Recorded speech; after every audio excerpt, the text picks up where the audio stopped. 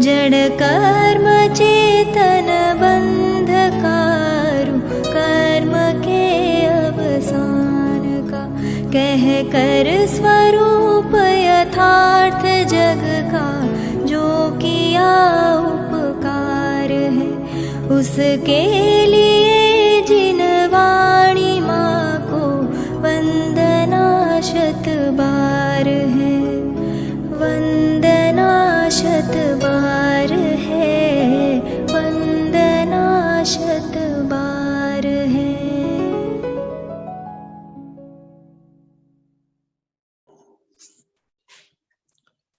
श्रीमत् परम गंभीर स्याद्वादामोघलाञ्छनम् जीयात्रैलोक्यनाथस्य शासनं जिन शासनं, शासनं जिन शासनं। जो श्रीमत है, परम गंभीर है, स्यादवाद के अमोघ लांछन से युक्त है, ऐसा जिनेन्द्र देव का शासन, अनेकांत शासन सदा जयवंत हो। हम सभी जैन न्याय का अध्ययन करते हुए जैन नैयायिकों का भी अध्ययन कर रहे हैं, और उस क्रम में पिछली बार हमने आचार्य विद्यानंद स्वामी का अध्ययन किया। आज हम थोड़ा सा परिचय प्राप्त करना चाहते हैं आचार्य अकलंक देव का। आचार्य अकलंक देव कौन थे, क्या उनका योगदान है, क्या उनका जीवन वृत्त है, क्या उनके ग्रंथ हैं, इत्यादि बातों को आज समझने का प्रयास करेंगे। अभी मैंने जो श्लोक पढ़ा है वो श्लोक आचार्य अकलंक देव ने ही लिखा है। इस श्लोक को पढ़ने वाले, जानने वाले समाज में कुछ लोग पाए जाते हैं, लेकिन ये एक खेद का विषय है कि बहुत से लोग जो इस श्लोक को पढ़ते हैं वे भी ये नहीं जानते हैं कि इस श्लोक को आचार्य अकलंक देव ने लिखा है। देखो कितना सुंदर श्लोक है। मैं एक दफे आपको फिर से सुनाता हूँ। ये श्लोक आचार्य अकलंक देव ने अपने प्रमाण संग्रह, उनका एक ग्रंथ है प्रमाण संग्रह, उस प्रमाण संग्रह ग्रंथ में लिखा है। बहुत ही महत्वपूर्ण श्लोक है। श्रीमत् परम गंभीर स्याद्वादामोघ लांछनम जीयात्रैलोक्यनाथस्य शासनम जिन शासनम। त्रिलोकीनाथ जिनेन्द्र भगवान का शासन कैसा है? वो श्रीमत है, परम गंभीर है, स्यादवाद अमोघ लांछन वाला है, और वही जिन शासन सदा काल जयवंत रहे। आचार्य अकलंक देव कौन थे, कब हुए, ये सब बातें हमारी समाज को, स्वाध्यायी लोगों को, दार्शनिकों को, नैयायिकों को पता होनी ही चाहिए। आजकल इन चीजों का स्वाध्याय कम हुआ है, इसलिए हमने सोचा इनका परिचय दिया जाए। देखो, आज मैं अकलंक देव के बारे में क्या बताऊं आपको। क्या चीज कहूं। एक ऐसा दैदीप्यमान सूर्य, एक ऐसा तेजस्वी सूर्य जो अप्रतिम है। आचार्य अकलंक अनुपम व्यक्तित्व है। यदि जैन साहित्य में से हम अकलंक आचार्य को निकाल कर देखने की कल्पना करें तो आपको पता चलेगा कि हमने क्या क्या खो दिया। यदि आचार्य अकलंक नहीं होते तो हमारे पास आचार्य विद्यानंदी भी नहीं होते, हमारे पास आचार्य माणिक्य नंदी नहीं होते। आचार्य माणिक्य नंदी ने तो अकलंक के वचनों पर ही परीक्षा मुख लिखा। हमें प्रभाचंद्र नहीं मिलते, हमको अनंत वीर्य नहीं मिलते। पूरी की पूरी न्याय की परंपरा अकलंक आचार्य ही हमको दे रहे हैं। ये बात अभी हम समझेंगे। वैसे तो जैन न्याय के संस्थापक आचार्य समंत भद्र माने जाते हैं। आचार्य समंत भद्र को जैन न्याय का संस्थापक माना जाता है। लेकिन आचार्य समंत भद्र के द्वारा जैन न्याय की स्थापना कर देने के बाद भी उनके जाने के 500 वर्ष बीत चुके। किसी ने आचार्य समंत भद्र के उस न्याय को और विस्तारित नहीं किया, उसका पल्लवन पुष्पन नहीं किया। आचार्य समंत भद्र ने जैन न्याय की स्थापना की, लेकिन वो स्थापना जैसी हुई, जितनी हुई, वो उतनी ही वैसी की वैसी बनी रही। उनके लगभग 500 वर्ष बाद, 600 वर्ष बाद आचार्य अकलंक होते हैं। और ऐसी परिस्थितियां भी बन जाती हैं कि उन्होंने आचार्य समंत भद्र द्वारा संस्थापित न्याय को बहुत अधिक पल्लवित, पुष्पित, बहुत सुव्यवस्थित करने का बहुत सुंदर प्रयास किया।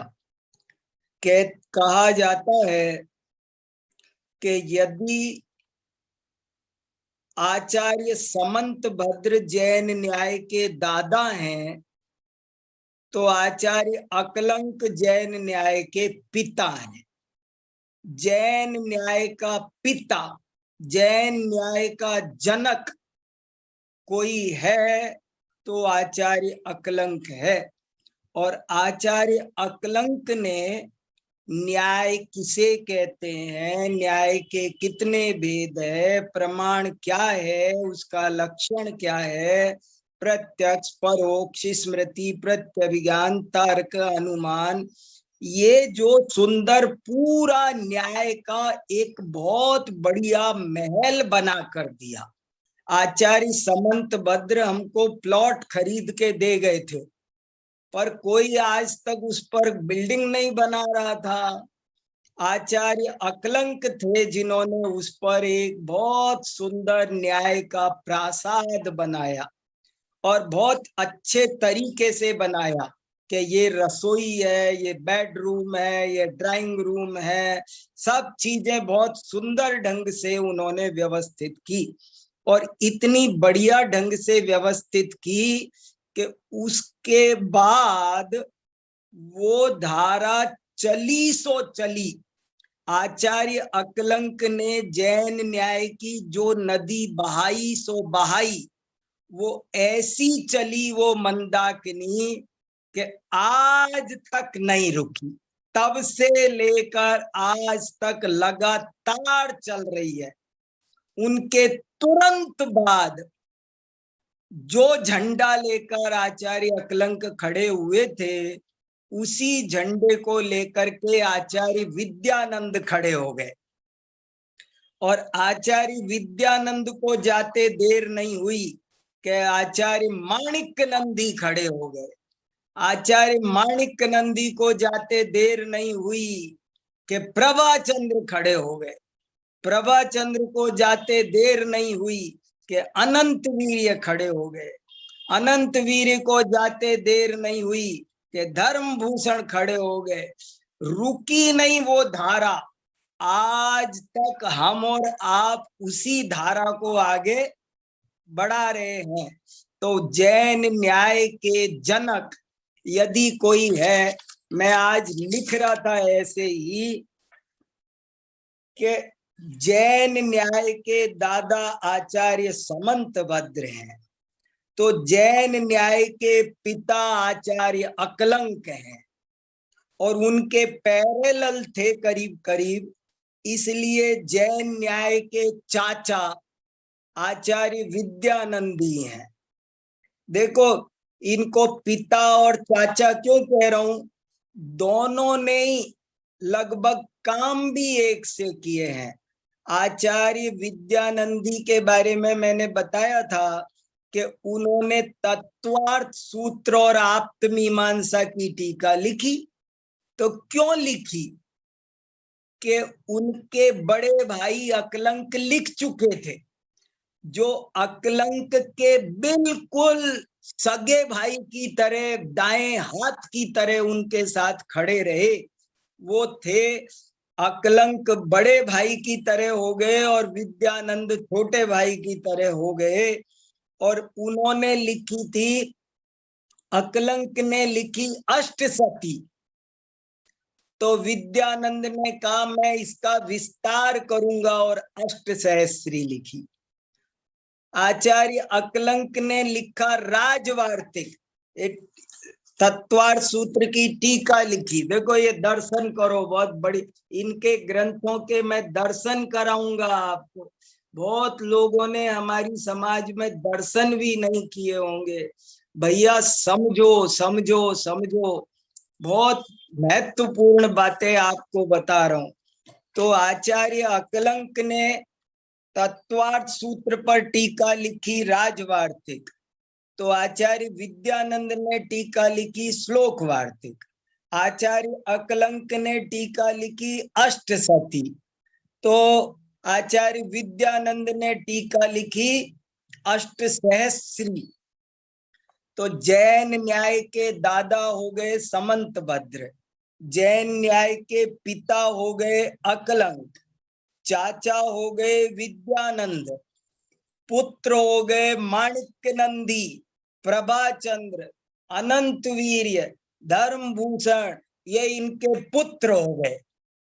कई बेटे हुए, ऐसा प्रभाव डाला इन लोगों ने कि कई वंश वृद्धि, गोत्रम नो वर्धताम, इनका कैसा न्याय, नैयायिकों का वंश बढ़ा। देखो न्याय की चर्चा जो नहीं हो रही थी, वो कितनी तेजी से फली फूली और बढ़ी।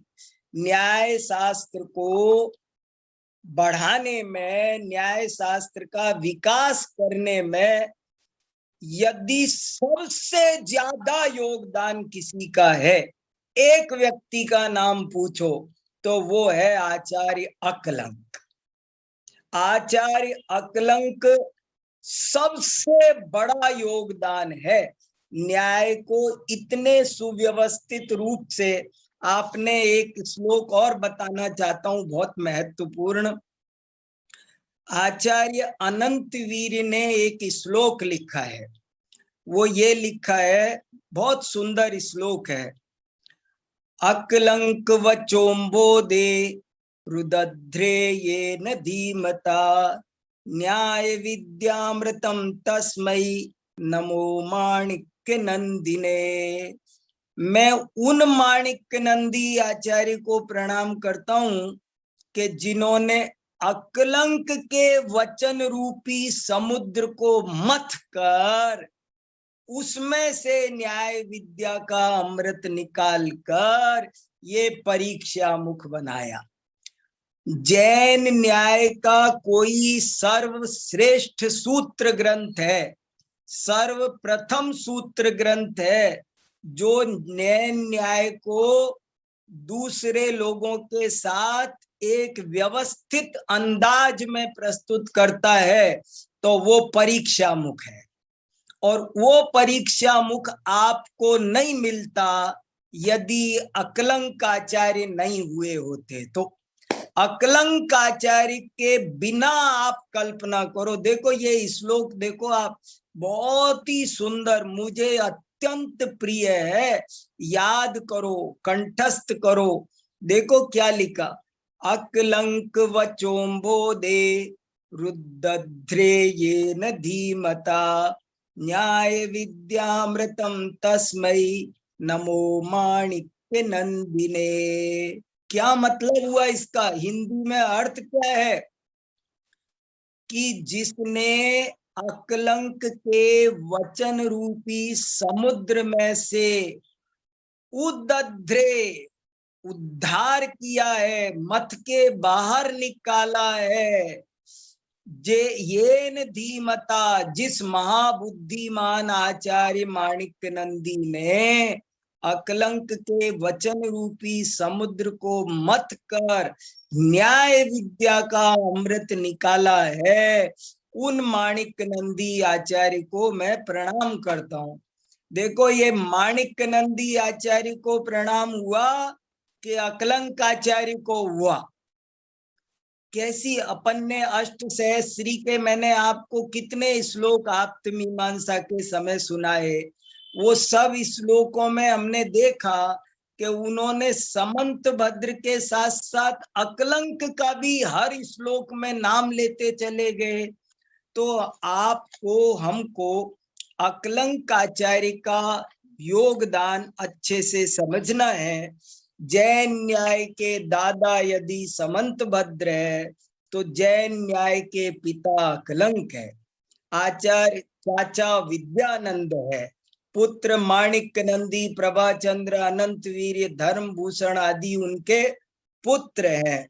अब कोई पूछे कि आपने दादा, चाचा, पिता, बेटे सब बता दिए, कुछ पोते भी बता दो, तो पोते भी बता सकते हैं। महेंद्र कुमार न्यायाचार्य, गणेश प्रसाद वर्णी, दरबारी लाल कोठिया, पंडित चैन सुखदास न्याय तीर्थ, पंडित जुगल किशोर मुक्त्यार, ये सब आचार्य समंत भद्र अकलंक के पोते पड़पोते हैं ये।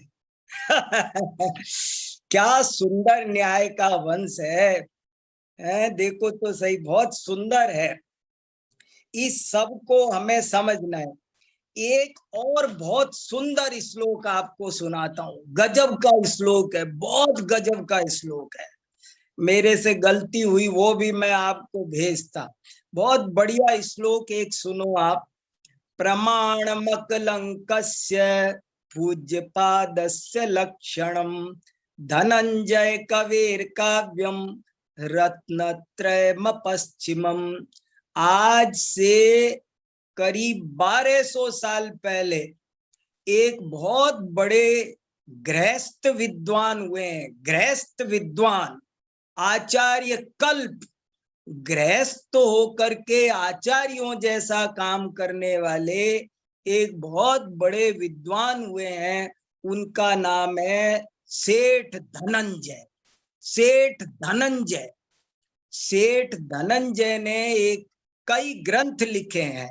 एक दिन मैं आपको, हाँ वाह, अरे शाबाश, संदेश भैया के भरोसे ही तो चल रही है हमारी कक्षाएं, देखो तो सही, गजब, थैंक यू वेरी मच। देखो आप श्लोक देखो, ये प्रमाणमकलंकस्य पूज्यपादस्य लक्षणम धनंजय कवेर काव्यम रत्नत्रयम पश्चिमम। बहुत क्रांतिकारी श्लोक है ये, अद्भुत से अद्भुत श्लोक है, हर मंदिर में लिखने लायक श्लोक है। जैन साहित्य में 3 रत्न हुए हैं, जैन साहित्य में 3 रत्न हुए हैं, और वो ऐसे रत्न हुए हैं कि जैसे दूसरे कोई नहीं हुए। अपश्चिमम, अद्भुत रत्न है। कौन 3 रत्न है? एक तो अकलंकाचार्य, एक पूज्यपाद आचार्य और एक धनंजय कवि। और ये श्लोक धवला ग्रंथ में पाया जाता है। मैं आपको ये ग्रंथ, ये श्लोक धवला में वीरसेन आचार्य ने लिखा। वीरसेन आचार्य के नाम पर तो किसी को कोई शंका नहीं है। ऐसे वीरसेन आचार्य ने लिखा कि जैन साहित्य में 3 हीरो हैं, 3 महानायक। पहला अकलंक, दूसरा पूज्यपाद, तीसरा धनंजय कवि। क्या खास बात है? इन तीनों को ही क्यों विशेष याद किया? बोले प्रमाण शास्त्र समझाने के लिए कोई अगर ऑथेंटिक पर्सनैलिटी है, टॉप की पर्सनैलिटी है, तो वो अकलंक है।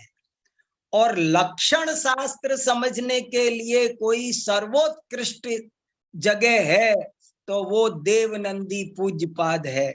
और कविता लिखने में कोई सबसे ज्यादा माहिर है, काव्य शास्त्र किसी का है, तो वो धनंजय कवि है।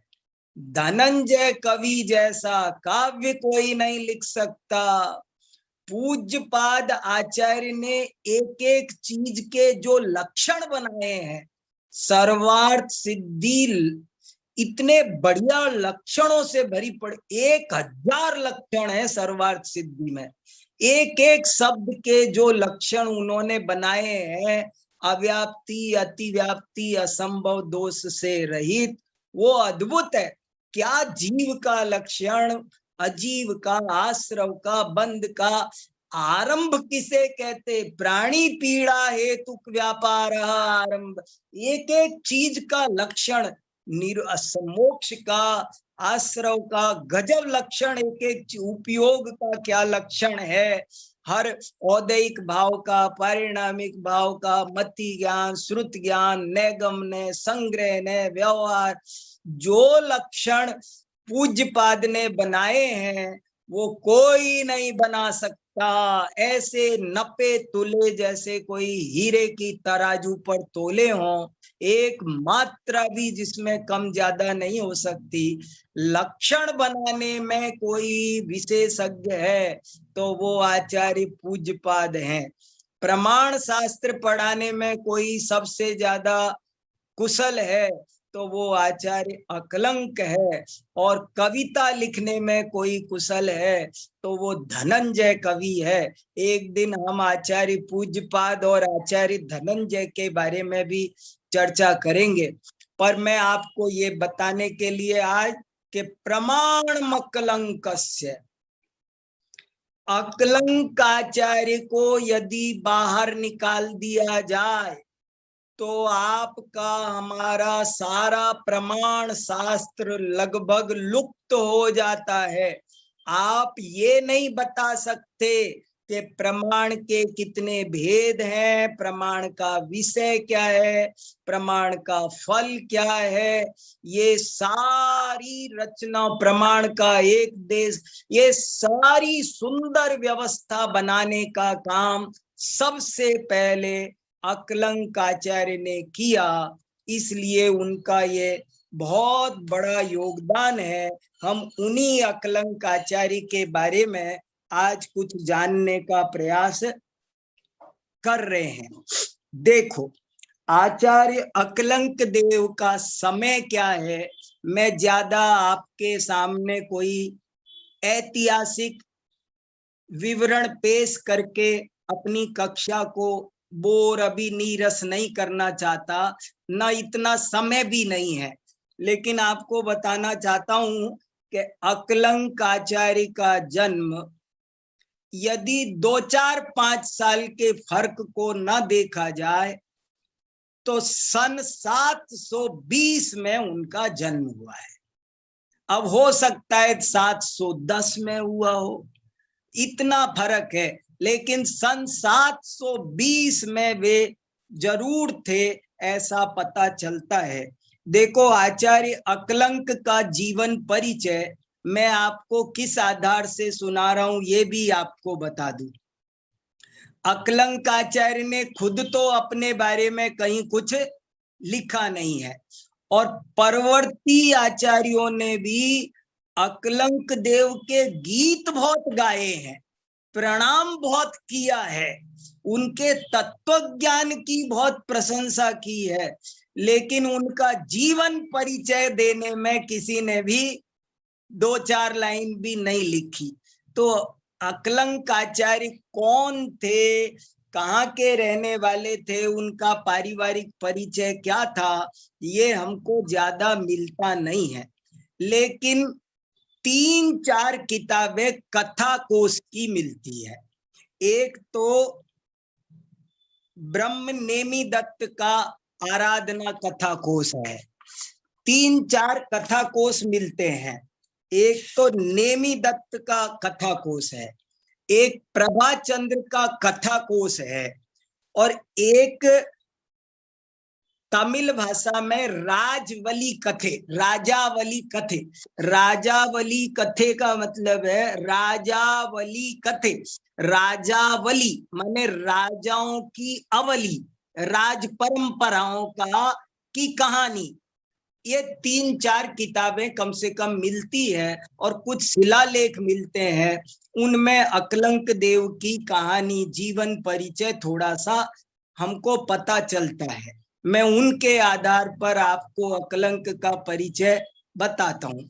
आचार्य अकलंक का जन्म मान्यखेट में, मान्यखेट एक समय में पूरा राज्य था, आज वो कर्नाटक के अंतर्गत आता है। मलखेड़ आजकल उसको बोलते हैं, हैदराबाद से 350 किलोमीटर दूर है।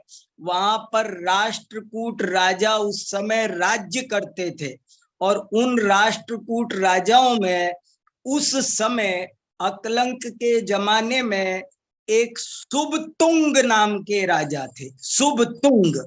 शुभतुंग नाम के राजा मान्यखेट में शासन करते थे, और उनके एक मंत्री था, उस मंत्री का नाम था पुरुषोत्तम।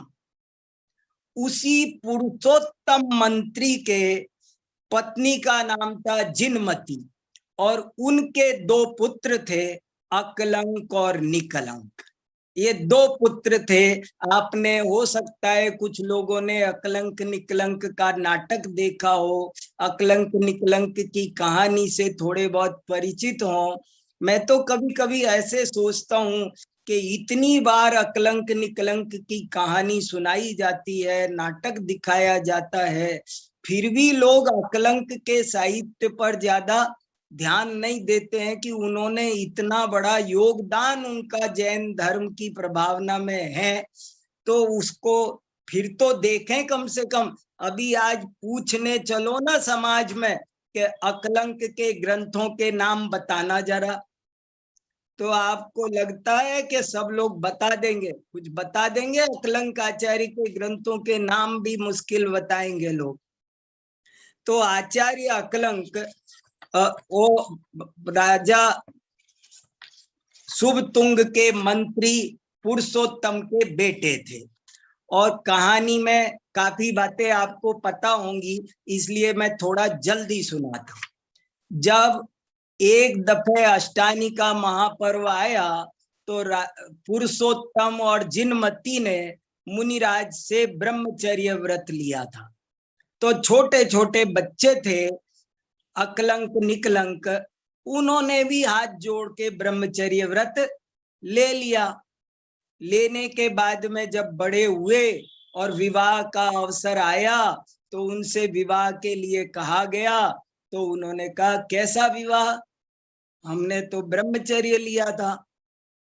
तो माता पिता बोले तुम तो बच्चे हो, तुमने थोड़ी लिया, हमने लिया। बोले हमने भी हाथ जोड़े थे, हमें भी महाराज ने व्रत दिया था। बोले अच्छा लिया भी था तो अष्टानिका का ही था सिर्फ। बोले हमने ऐसे नहीं बोला था, 8 दिन का है ऐसे हमने तो नहीं बोला था, हमने तो उनसे आशीर्वाद ले लिया, हमारे मन में टाइम पीरियड था ही नहीं। हमको पता थोड़ी था 8 दिन के लिए ले रहे, हम तो आजीवन। और वो आजीवन उन्होंने इस 80 धारा व्रत को पाला। उस जमाने में शिक्षा की हालत बहुत बुरी थी। शिक्षा के जैन केंद्र प्राय नहीं पाए जाते थे। देखो कैसी स्थिति रही होगी। उच्च शिक्षा प्राप्त करने की इनकी बड़ी जो भावना थी, वो पूरी करने के लिए इनको किसी बौद्ध विद्यालय में पढ़ने जाना पड़ा। और उसमें जैनों को प्रवेश वर्जित था, लेकिन इन ये कैसे छुप छुपा करके वहां प्रवेश ले लिए और वहां पढ़ते रहे। जब वहां पढ़ते रहे तो एक दिन उनके गुरुजी सप्तभंगी पढ़ा रहे थे, ब्लैक बोर्ड पर सप्तभंगी पढ़ा रहे थे। पढ़ाते पढ़ाते कहीं अटक गए और वो कहने लगे 1 मिनट रुको मैं आता हूं। वो जैसे ही कहीं गए तो अकलंक को पता था, उन्होंने उसे बोर्ड पर ठीक कर दिया। गुरुजी आए, कहने लगे ये ठीक करने वाला बच्चा तो कोई गारंटी से जैन होना चाहिए, और जैनों को तो हम पढ़ाते नहीं है, तो बड़ा खतरनाक काम हो जाएगा।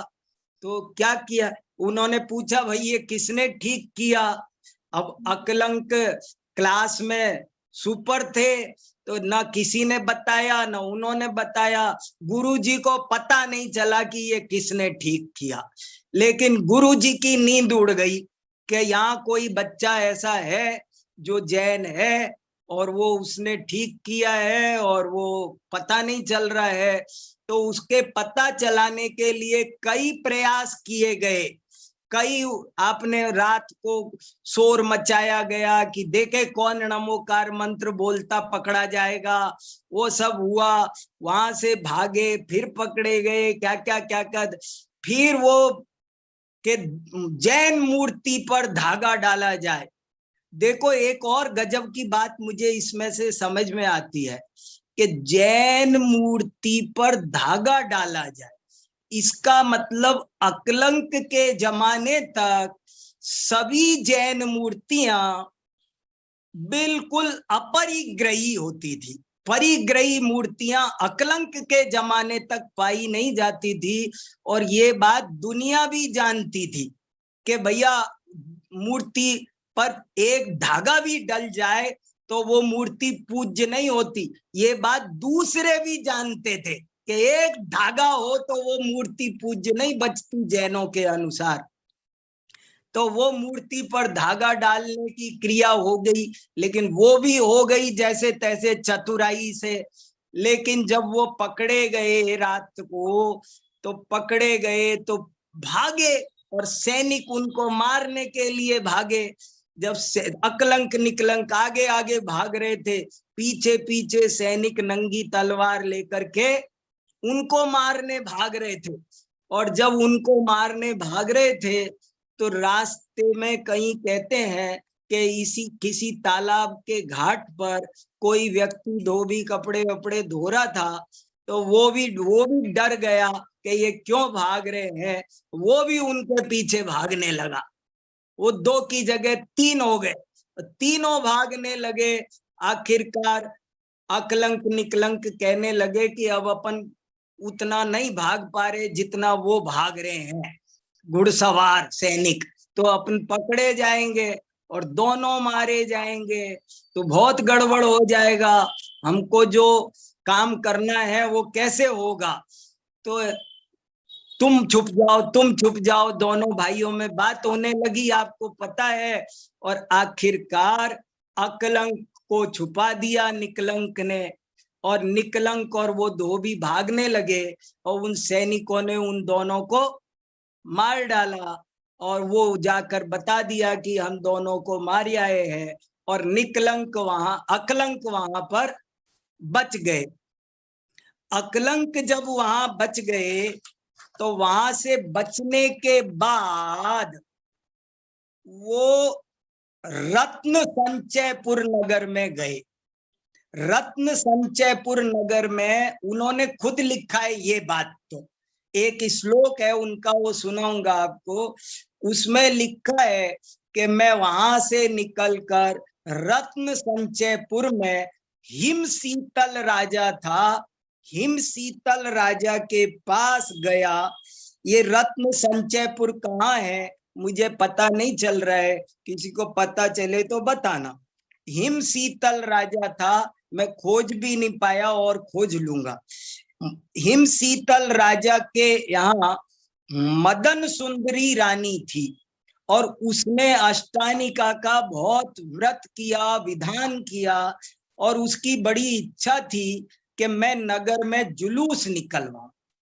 लेकिन वहां पर बौद्धों का बहुत प्रभाव था और उस रानी को ये अनुमति नहीं मिल पा रही थी कि वो अपना रथ यात्रा निकाल सके, व्रत का उद्यापन कर सके। तो आखिर वहां ये कह दिया गया कि हमारे बौद्ध गुरु हैं संग श्री, उनसे तुम शास्त्रार्थ करो और यदि तुम उनको हरा दो तो रथ यात्रा निकाल लेना। तो जब वहां अकलंक पहुंचे, देखो मुझे लगता है अभी ये अकलंक का अभी गृहस्थ जीवन चल रहा है, अभी अकलंक ने दीक्षा नहीं ली है, अभी तो वहां स्कूल से भागे है ना वो। तो वो वहां पहुंचे तो उन्होंने कहा कि मैं शास्त्रार्थ करने तैयार हूं और उन्होंने शास्त्रार्थ किया। 6 महीने तक शास्त्रार्थ चला और 6 महीने के शास्त्रार्थ में भी कोई निर्णय नहीं हुआ। जब कोई निर्णय नहीं हुआ तो उनको एक दिन स्वप्न में पता चला कि कोई संग श्री की बजाय वहां तारा देवी है, वो तुमसे शास्त्रार्थ कर रही है। उसने, उन बौद्ध गुरु ने देवी स्थापित कर रखी है घट में और वो शास्त्रार्थ कर रखी है और उसकी ये कमी है कि वो एक चीज को दोबारा नहीं बोल सकती है। तो तुम उससे सिर्फ ये कहना कि प्लीज रिपीट, आप सिर्फ इतना कहना, आप अपनी बात जरा दोबारा कहना। तो ऐसे ही हुआ। जब 6 महीने हो गए तो उन्होंने कहा कि भैया जरा क्या कहा आपने, जरा दोबारा बोलना। तो दोबारा कौन बोले वहां, तो वो उन्होंने कहा मैं समझ गया, दोबारा बोल कर दिखाओ। तो बोले नहीं बोल सकते। तो बोले ये पर्दा हटाओ। पर्दा हटाया तो वो घड़े में तारा देवी स्थापित कर रखी थी और सारी पोल खोली गई। बोले इसे हटाओ और तुम्हारी हिम्मत हो तो तुम करो मेरे से शास्त्रार्थ। तब जाकर के ऐसा वो जो भी घटना मैं आपको ये कथा कोशों में से सुना रहा हूँ, जो कहानी जैसी मिलती है। अभी इसमें मेरे कुछ विचार हैं, लेकिन कुछ मैं समीक्षा इसकी कुछ करना चाहता हूँ, कर पाया तो करूंगा, पर कहानी आपको एज इट इज सुना रहा हूं। फिर जब वो शास्त्रार्थ में अकलंक विजयी हुए तो मदन सुंदरी ने बहुत शानदार जैन धर्म की रथ यात्रा निकाली, बहुत अच्छी प्रभावना हुई। ये काम उस समय हुआ। बाद में अकलंकाचार्य ने दीक्षा ली, वे निर्ग्रंथ दिगंबर मुनि हुए और मुनि बनकर उन्होंने जो अपना अभ्यास किया, उनके बारे में बहुत सारे विशेषण हैं और बहुत सारी बातें हैं जो मैं बताऊंगा। लेकिन अभी आज कम से कम आपको उनके ग्रंथों के मैं नाम सुनाना चाहता हूं ताकि और चर्चा करने में सुविधा हो जाए। आचार्य अकलंक ने क्या क्या ग्रंथ लिखे हैं? आचार्य अकलंक ने 2 ग्रंथ तो मैंने आपको बताए जो सबको याद रखने हैं। एक तत्वार्थ सूत्र की टीका, जिसका नाम ये तत्वार्थ वार्तिक है, और एक आप्तमीमांसा की टीका जिसका नाम अष्टसती है। अष्टसती का मतलब है जो 800 श्लोक प्रमाण है, और वो अष्टसती नहीं होती ना तो आपको हमको अष्टसहस्री नहीं मिलती। सोचो, जिस अष्टसहस्री के हम गीत गा रहे हैं वो अष्टसहस्री देने वाला कौन है? अकलंकाचार्य। तो वो 2 तो ये ग्रंथ है इनके। इनके अलावा उन्होंने एक बहुत बढ़िया ग्रंथ लिखा है। मेरा मन तो इतना करता है इन सबका स्वाध्याय करे आपके साथ में तसल्ली से। कैसे करे? लगी अस्त्र, बहुत मन कर रहा है मैं लघी अस्त्र पढ़ूं आपके साथ, इतना प्यारा ग्रंथ है। लघी अस्त्र, लघी अस्त्र मतलब लघु माने छोटे छोटे 3 ग्रंथ। लघी अस्त्र, लघी अस्त्र का मतलब है छोटे छोटे 3 विषय जिसमें हैं, उस ग्रंथ का नाम है लघी अस्त्र। और वो 3 विषय कौन से हैं बताऊं आपको?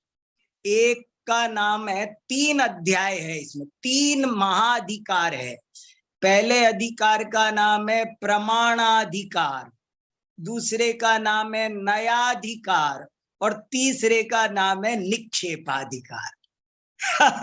एक लघी अस्त्र में प्रमाण भी है, नय भी है और निक्षेप भी है, और सबके लक्षण है, सबके भेद प्रभेद है, सबके आभास है। बहुत प्यारा, बहुत सुंदर। अभी दोबारा छपा है ये, गणेश वर्णी संस्थान से लघी अस्त्र छपके आया है। और एक ग्रंथ है न्याय विनिश्चय, ये देखो न्याय विनिश्चय, ये भारतीय ज्ञानपीठ से छपा है। न्याय विनिश्चय, न्याय का पक्का निश्चय। न्याय किसे कहते हैं, न्याय के कितने अंग है, इसका ये बहुत सुंदर ग्रंथ है। इसका नाम है न्याय विनिश्चय। फिर एक ग्रंथ का नाम है सिद्धि विनिश्चय। सिद्धि विनिश्चय सिद्धि विनिश्चय में क्या है? सिद्धि विनिश्चय में है, एक अधिकार का नाम है जीव सिद्धि, एक अधिकार का नाम है अनेकांत सिद्धि, एक अधिकार का नाम है सर्वज्ञ सिद्धि। ये जितने भी कठिन कठिन विषय हैं, उन सब पर एक एक सुंदर अध्याय लिखा, और वो सिद्धि विनिश्चय उसका नाम रखा। तो अरे इन ग्रंथों, आपको लगता नहीं ये ग्रंथ हमको देखना चाहिए, थोड़े थोड़े पढ़ना चाहिए, जरा जरा से पढ़। अरे देखो इन आचार्यों ने कितनी त्याग, देखो आजीवन ब्रह्मचर्य लेकर, आजीवन निवृत्ति लेके, अरे अपन ने जन्म जन्म में सब काम किए हैं, जन्म जन्म में सब काम किए, खूब कमाया धमाया, खाए पिए, आहार निद्रा भय मैथुनम च सामान्य में तत् पशु भी नराणाम, सब धंधे कूटे जब 84 लाख योनियों में। इतना बढ़िया गोल्डन पीरियड पाकर ऐसा मनुष्य जन्म, ऐसा जिन कुल, ऐसे ऐसे समंत भद्र अकलंक विद्यानंदी पाकर के जो प्रवृत्ति में फंसे पैसे कमाए, वो 1 नंबर का मूर्ख है।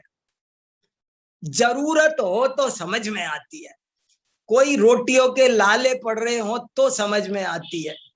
बिल्कुल एक पैसे 10,000 रुपए एक दिन के मिलते हो तो एक दिन खराब नहीं करना चाहिए, 10,000 रुपए छोड़ देना चाहिए। जिसकी मजबूरी हो उसको मैं नहीं कह रहा, लेकिन मैं बता रहा हूं, कीमत बता रहा हूं, एक दिन की कीमत समझना है हमको आपको।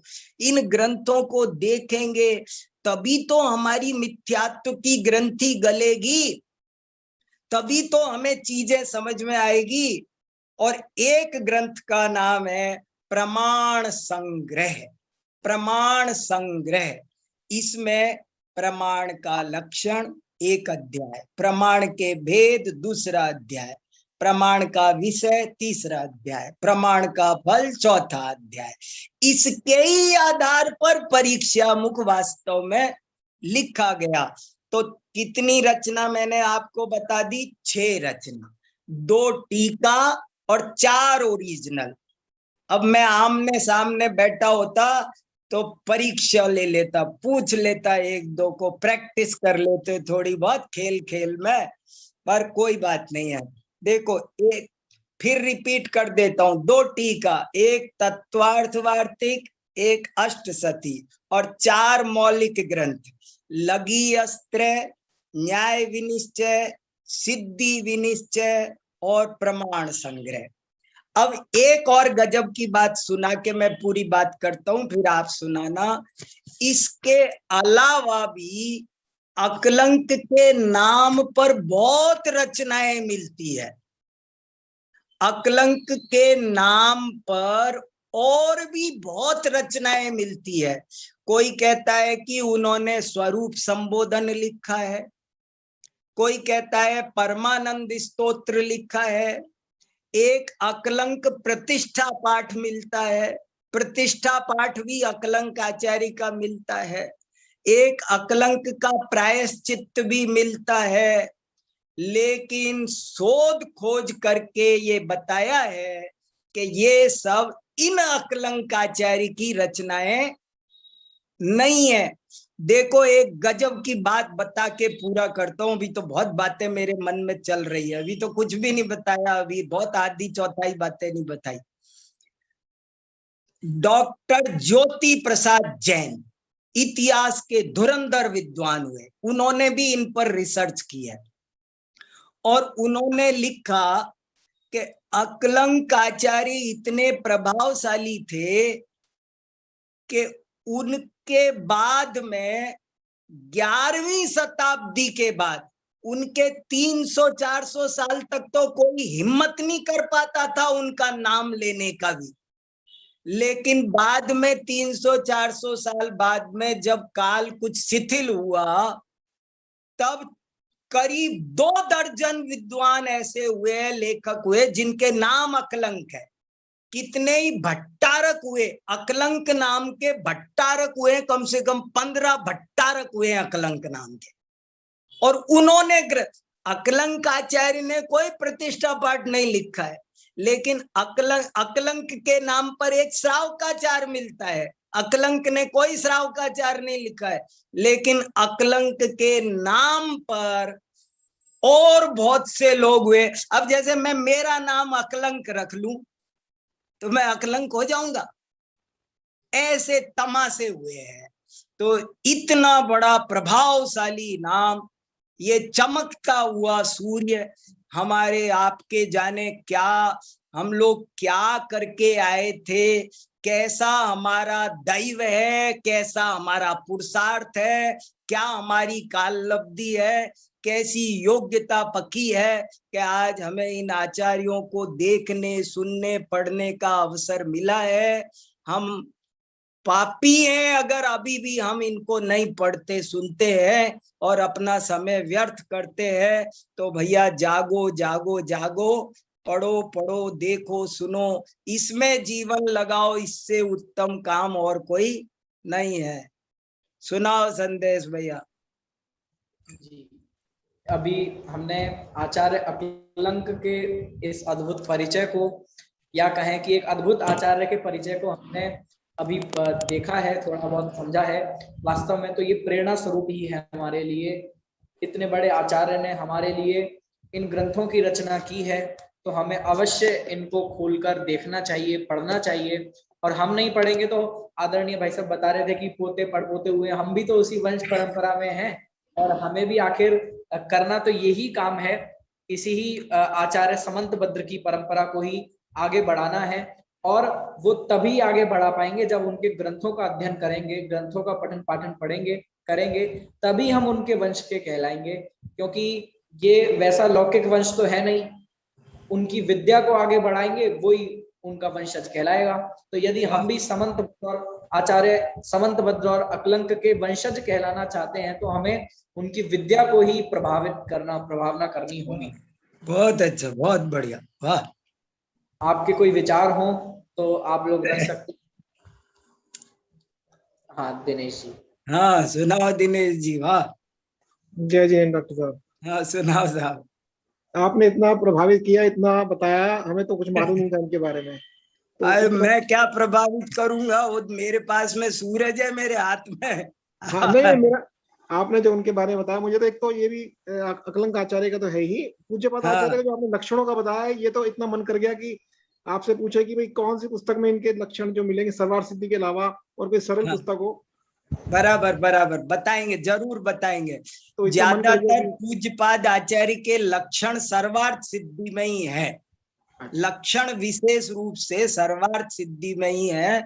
बाकी तो और फिर भी मैं देखूंगा थोड़ा सा कुछ और और तो लक्षण आचार्य तो अकलंक सर्वार्थ सिद्धि में है विशेष।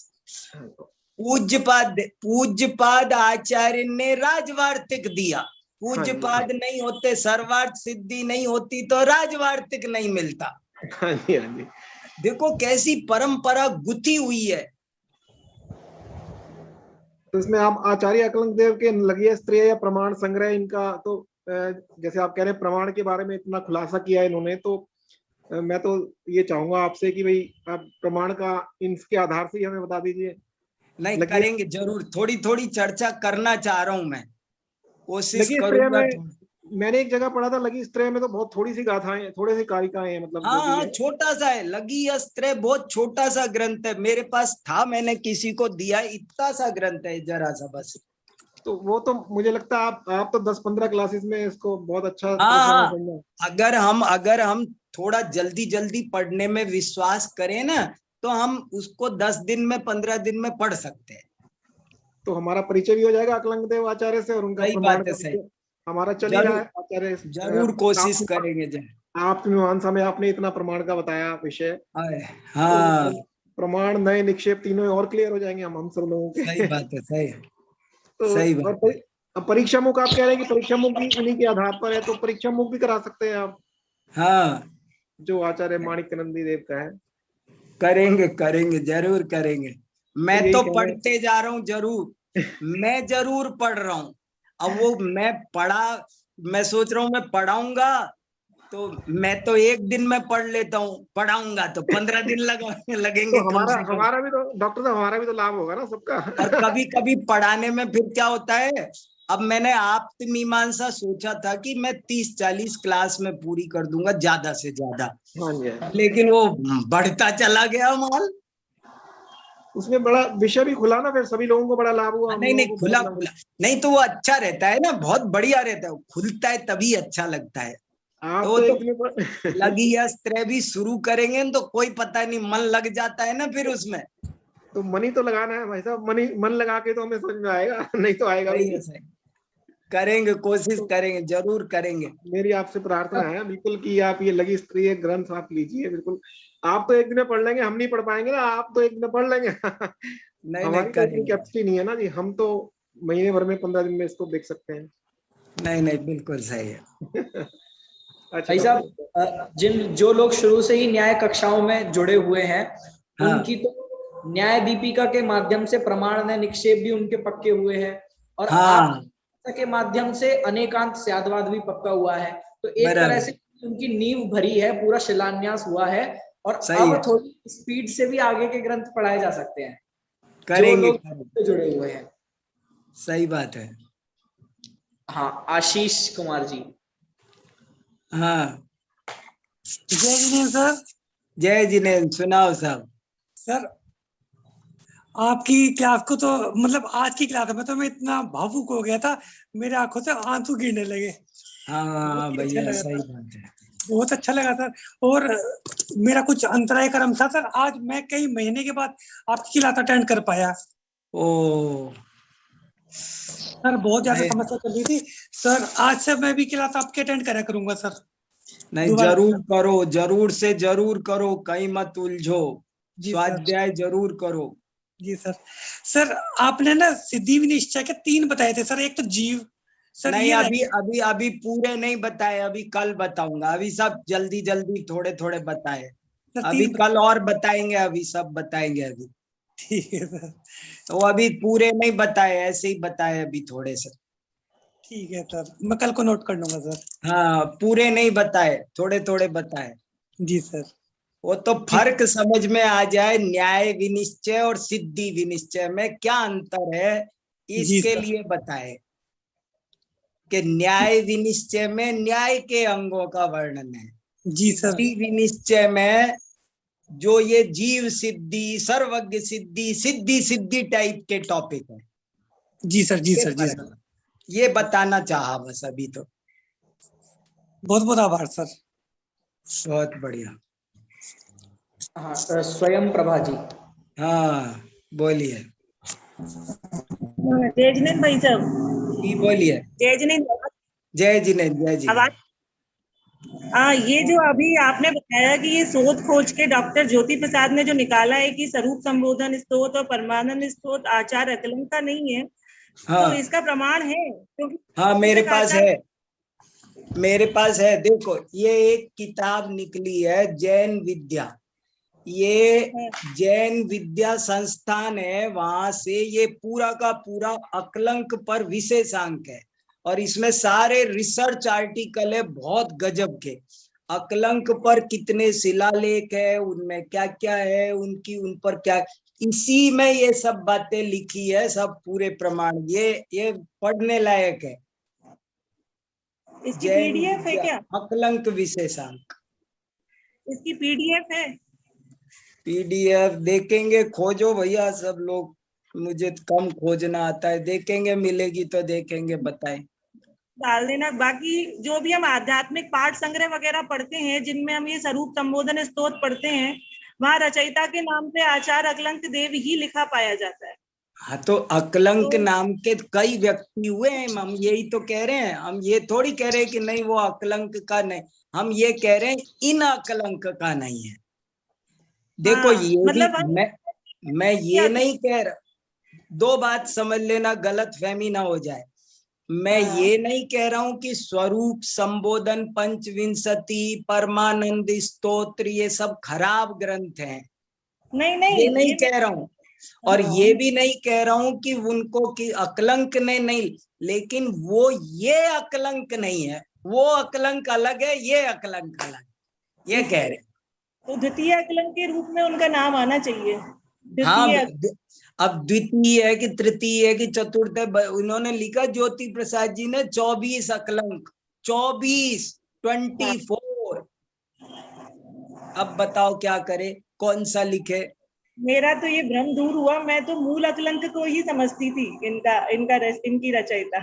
हाँ भाई, देखो, कोई बात नहीं, कोई बात नहीं, अपन को सही सही समझने के लिए ही तो लगे हैं, और क्या। ठीक है भाई साहब। हाँ हाँ, शैलेश जी। हाँ हाँ हाँ हाँ, सुनाओ शैलेश जी। जय जिनेन्द्र साहब। जय जिनेन्द्र, सुनाओ। ये अकलंक देव का इतना प्रभाव रहा, उनकी उतनी कार्यशैली रही कि लोगों ने उनको अपना, जैसे बोलते हैं ना कि हीरो बना दिया, तो उनका नाम भी रखने लगे लोग। उनके काम से इतने प्रभावित हुए, जैसे आजकल एक्टरों से प्रभावित होकर लोग नाम रखते हैं, अमिताभ या दिलीप, ऐसा कुछ। बराबर। ऐसा ही अकलंक देव का इतना प्रभाव और उतना उनका कार्य वगैरह देख के लोगों ने अपना हीरो बना दिया उनको, एक तरह से कि अपने बच्चे का नाम भी, कोई अगर आपका आज का व्याख्यान सुनेगा ना, तो अपने बच्चे का नाम भी आज भी अकलंक रखेगा साहब। सही है क्योंकि उनका आपने बताया तो मैं तो आश्चर्यचकित हो गया कि क्या ये विभूति है, क्या गजब, बहुत बड़ी रत्न है। मतलब आप कल्पना नहीं कर सकते, अकलंक को निकाल दे तो क्या होगा। बहुत अद्भुत, बहुत बड़ा योगदान है। आपने बहुत अच्छी तरह ये अकलंक करेंगे जरूर, बिल्कुल। बहुत अच्छा प्रकाश डाला उनके पूरे जीवन शैली पे, कार्य शैली पे। आपने बताया वो सही बताया कि इतने नाम, उनका जो रचना है, उनके नाम इतने तो कोई नहीं जानता था, एक दो शायद जानता होगा, बाकी ये 6 ग्रंथ आपने जो बताया, रेयर, बहुत कम लोग जानते होंगे। सही बात है। और एक बात ये कि अभी वो देवलाली में जो प्रशिक्षण शिविर चल रहा है ना, अभी मैं शुरू कर दूं ना, तो मैं 1 साल आपके साथ अकलंक पर बात कर सकता हूँ, रोज, कम से कम। रोज के 2 व्याख्यान रखो, तो एक बार वो चले अपना, जो मेन आपको चलाना है वो, और एक अकलंक का चले। बहुत अद्भुत, कैसे कैसे महान आचार्य, जिनवाणी के सपूत। और हमारा महाभाग्य कि हमको आपने भी सुना है, आपने बताया, ये इनका इतना महत्व गजब है। वो आपने बताया कि उनका नाटक तो बहुत लोगों ने सुना होगा, लेकिन उतनी उनकी रचनाओं के बारे में तो पता ही नहीं होगा लोगों को। नाटक में बताना चाहिए बाद में, अकलंक के ग्रंथ बताना चाहिए, ये अकलंक के ग्रंथ है। बराबर है। वो जितने लोग नाटक दिखाते हैं ना, नाटक के बाद वो सब बताना चाहिए, आगे की कहानी भी बताना चाहिए। हाँ, वैसी एक शैली भी है कि स्टार्टिंग में उनका जन्म वगैरह बैकग्राउंड में बता दो, फिर बाद में ये जो घटना हुई वो बता दो और बाद में उनकी रचनाएं बता दो, ऐसा हाँ प्रस्तुतिकरण हो सकता है। सही वो तो है। डॉक्टर साहब ने आपको परसों कल याद किया था अपने व्याख्यान में, वो देवलाली में चलता है ना भरत का हाँ हाँ अंतर्द्वंद। वो हाँ बोले कि वो आपने लिखा है ना कि एक डॉक्टर हुकमचंद बारेल जैसा ही व्यक्ति भरत को इस तरह प्रस्तुत कर सकता है। चलो समय हो गया। जी, आज हमने आचार्य अकलंक का परिचय लिया। बिल्कुल सही बात है, उनका नाटक तो बहुत लोकप्रिय हुआ, लेकिन उनके नाटक में जो उनको हीरो बनाया जाता है वो सिर्फ उनके गृहस्थ पने वाले रोल को हीरो बनाया जाता है। उनके उत्तरवर्ती उनका जो परिचय है, मुनि पने का जो उनका परिचय है वो तो कोई जानता ही नहीं है। और हम भाग्यशाली हैं जो हम उनके पूरे परिचय से परिचित हो रहे हैं। और भी हमें उनके अच्छे से परिचय पाना है तो उनके ग्रंथों को पढ़ना होगा। सिर्फ कहानी पढ़ने से किसी का परिचय नहीं हो जाता है। वास्तव में किसी लेखक की, किसी विद्वान का परिचय तो उसका प्रदेय ही होता है, ना कि उसकी कहानी। जब हम उनके ग्रंथों को, उनके तत्व को पढ़ेंगे तब हम उनका असली परिचय पा पाएंगे। अभी समय भी हो गया है। जिनवाणी जी, संदेश जी आप भी बहुत कमाल करते।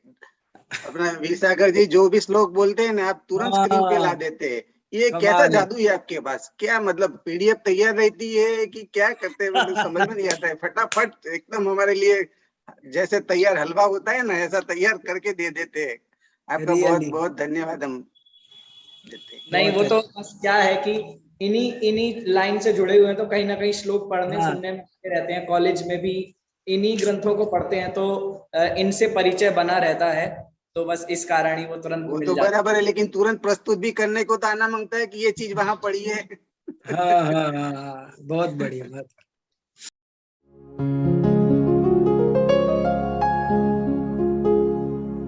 निज निधि निज में बताए, यह अनंत उपकार है उसके लिए जिन वाणी माँ को वंदना शत बार है, वंदना शत बार है, वंदना शत बार है।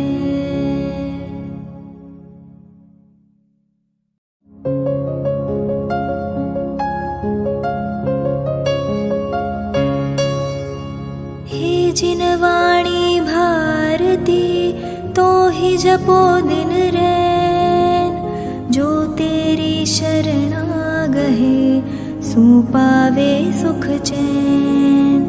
जावाणी के ज्ञान दे सूझे लोकालोक, सो वाणी मस्तक नवो सदा देत हो ढोक, सदा देत हो ढोक।